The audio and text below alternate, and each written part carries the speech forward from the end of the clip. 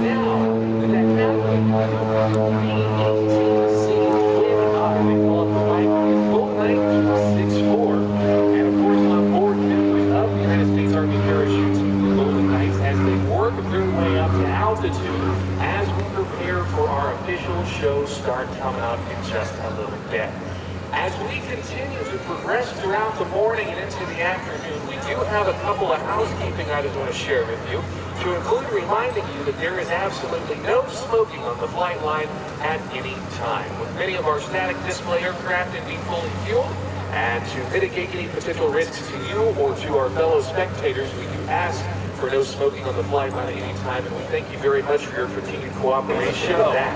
She will be flying in our stars and stripes under Canopy as we honor America, honor our flag, and salute the men and women who serve beneath that flag with our traditional air show opening. The U.S. Army Golden Knights serve as the official U.S. Army parachute demonstration team. They're based at Fort Bragg in North Carolina, and we will see multiple jumps from the team today as they prepare to leap out of that B-18C aircraft currently at an altitude of about 6,000 feet above the ground. We have a hot target as we continue to watch that of the Twin Otter high and overhead. And on board, one final check of the parachutes, one final check of the winds. And momentarily we will see that of Staff Sergeant, or Sergeant First Class Shelby Canary as she departs the side door of the aircraft. It is a gusty day today.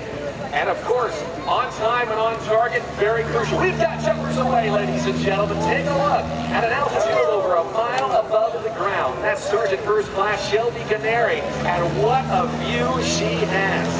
At a predetermined altitude, she will pull on a small leather ball located by her left hip and deploy the high-flying black and gold canopy of your United States Army parachute team, the Golden Knights.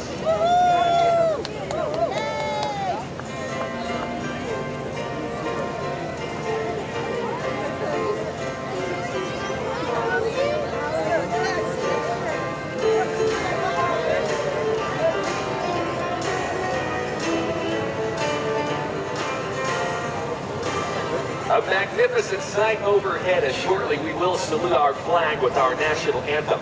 The entirety of the Golden Knights team fly what are known as rammed air canopies, flying them much like how the Wright brothers first flew back in 1903 by warping the wing.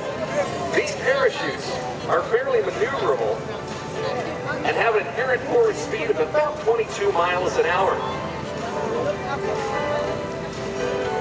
As Sergeant First Class Shelby Canary continues to work her way down, you'll see another jumper as well, providing some in-free fall footage. And we'll be saluting the United States of America, as you can see, as the flag is unfurled.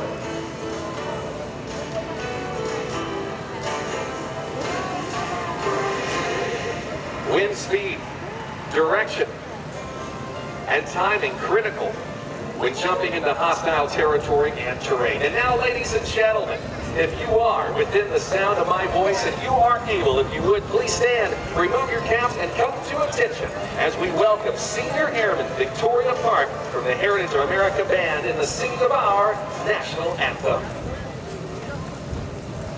Oh, sleep, can you sleep by the dawn's early light? Was so proudly we hailed at the twilight's last gleam, whose brush lights and bright stars through the perilous fight, o'er the rampart we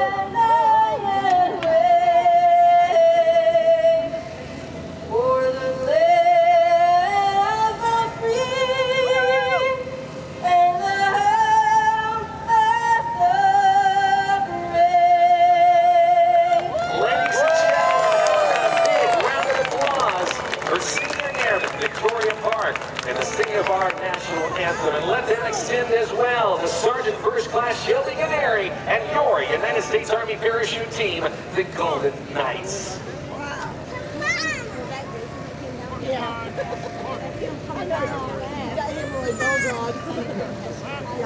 We're going to continue to watch her as she works her way into the target area. You take a look at that ram air canopy, you will in fact see a couple of tunnels. There are in fact two wings, if you will, almost like a biplane, that allows them to have a forward speed and also allows them to use the wind like we have today in order to fly that canopy exactly where they want to. From over a mile above the ground and a beautiful sound flying once again. Put our hands together. We're starting first class Shelby Canary.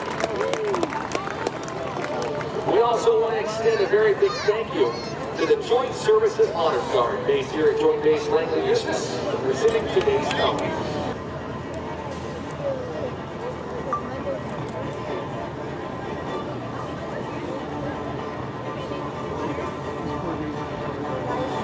From the early days of life to the first step on the moon, man has relied extensively on a small deceleration device known as the parachute. Created initially to save a pilot's life as he jumps from his disabled aircraft, parachuting has evolved through modern aviation technology to become the extreme sport of the 21st century. Good morning, ladies and gentlemen. I'm Sergeant First Class Shelby Canary, originally from New Wilmington, Pennsylvania. It has been my proud honor flying in our nation's colors on this, my 598 free fall parachute jump. I will describe for you today a demonstration of precision freefall as performed by members of your United States Army parachute team, the Golden Knights. Ladies and gentlemen, at this time, members of the Gold demonstration team are circling high overhead in our distinctively painted UVAT Viking Twin Otter. In a matter of moments, members of the Golden Knights will simultaneously exit the aircraft and perform our wingsuit maneuver.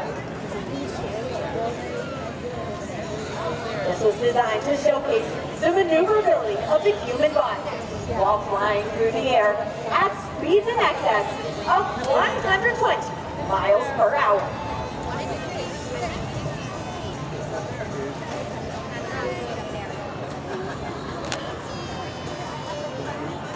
Unlike the military jet teams, the United States Army parachute team is comprised mostly of non-commissioned officers.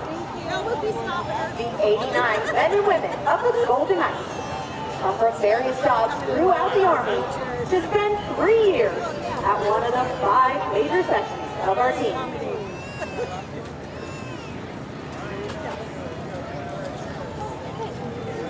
The jump master is actually looking out the left door of the aircraft. His head is outside in the wind and cold. During a series of and signals, he's relaying heading corrections to the pilot, maneuvering the aircraft to precise exit points for the jumper. The aircraft has been slowed to a safe exit speed of 120 miles per hour. This is the same speed as a free fall parachutist at terminal velocity.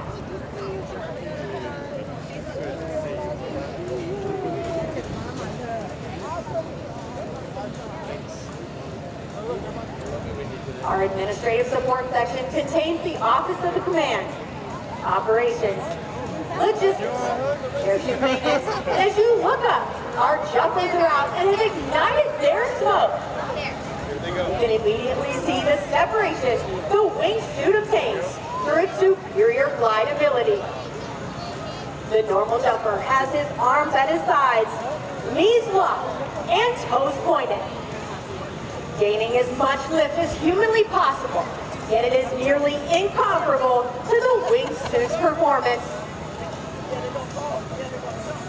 Once into flight, the wingsuit inflates and pressurizes around the jumper. With this additional flying surface, he glides, much like a flying squirrel, through the air at speeds of over 180 miles per hour. Watch as he flies right past the other jumper, who is already under parachute. There you have the wingsuiting ability of the United States Army Golden Knights. From mythology to children's books, angels and birds, mankind has always dreamt of flight. The human form, taking flight on wings of our own, has long captivated the imaginations of many. This dream of human flight is a reality for the wingsuiter.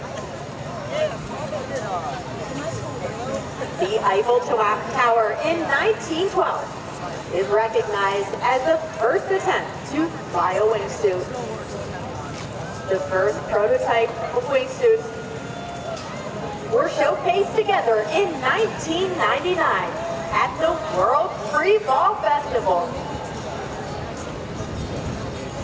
After the turn of the millennium, commercial designs of wingsuits became available.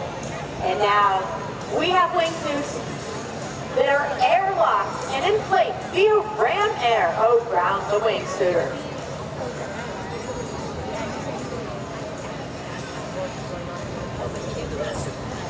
Wingsuits can also match the descent rate of high-performance parachutes and fly with them in formation.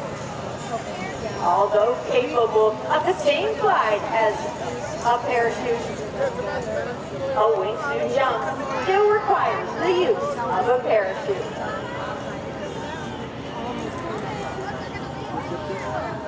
As this jumper brings it into the target area, watch the movements he makes. First, stand-up landing.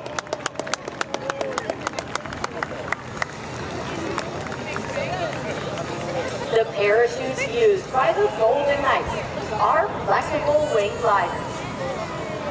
Constructed of a lightweight ripstop nylon, these parachutes have an inherent forward airspeed up to 22 miles per hour. To turn left, the jumper pulls down on the left steering line. To turn right, the jumper simply pulls down on the right steering line. As jumpers near the ground, they will pull down on both steering lines simultaneously for the safest and softest possible landings.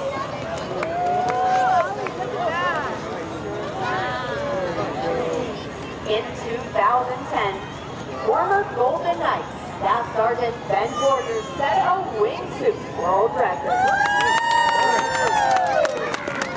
Exiting at an altitude of 32,000 feet, Staff Sergeant Borders traveled 11.5 miles and was in free fall for over 6.5 minutes.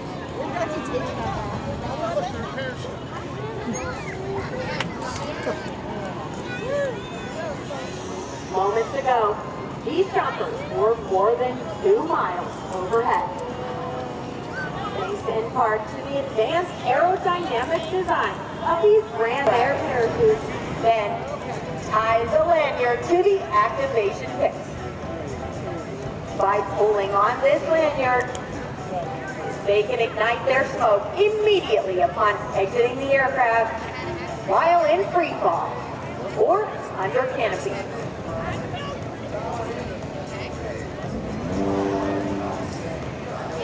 Each year, the Golden Knights fly south to conduct an intensive 2-month training in Homestead, Florida. Ladies and gentlemen, please direct your attention high overhead to your left. The jumpers are out and the smoke is on. We now have members of the Golden Knights rapidly approaching speeds of 120 miles per hour. The initial part of the formation is called a base, and it forms quickly as the initial jumpers slide their bodies together while interlocking their arms and legs. As they fly closer and closer together, they use their arms, legs, and shoulders as flight controls. At 4,000 feet, the jumpers will separate and perform our bomb burst maneuver, a treat to you at today's show. At 3,000 feet, they open their main parachutes. There you have the high-flying black and gold of your United States Army parachute team, the Golden Knights. Now, as you may have guessed, these jumpers are faced with a unique situation. A traffic jam in the sky. They must gain vertical separation to allow for individual approaches into the target area. Ladies and gentlemen, if you thought jumping out of a plane was enough excitement for anyone, for some that is not enough. Today's modern parachute can be the size of a red sheet and can exceed speeds of 120 miles per hour. As this jumper sets up his landing pattern, he keeps a close eye on the target. Once arriving at a specific point, he pulls away into a steep turning dive for a rotation of 270 degrees. Just before leveling the wing, his body nearly inches off the ground. This discipline you see being performed is known as Canopy pilot, or more casually known as swooping. At these speeds, there is very little room for error. So the jumpers must be able to react to any situation as fast as possible. Watch them, they're going to come right here. Jumpers hone their skills year-round to remain proficient at combining distance, speed, and accuracy for the success of this very performance. As these jumpers near the ground, watch the moves they make to the steering line. They are showing you the full flight characteristics of these brand air canopies for beautiful stand-up target area landings. Woo! How cool is that, guy? Looking high overhead, you may notice that several parachutes have become entangled, but that is not the case. These jumpers are performing a facet of the sport called canopy relative work. Due to the advanced aerodynamic design of these brand air parachutes, it is possible to fly one parachute right up to the hands of another jumper without adversely affecting its flight characteristics. These jumpers are being held together by a specially designed strap, which allows the jumpers to steer their parachutes with both hands and keep the formation together. As they approach the target area, they maneuver their parachute to downplane and dive straight towards the ground. At 80 miles per hour, they will now separate, set up their landing patterns, and bring it into the target area. Make some noise, ladies and gentlemen. Stand up landing in the target area.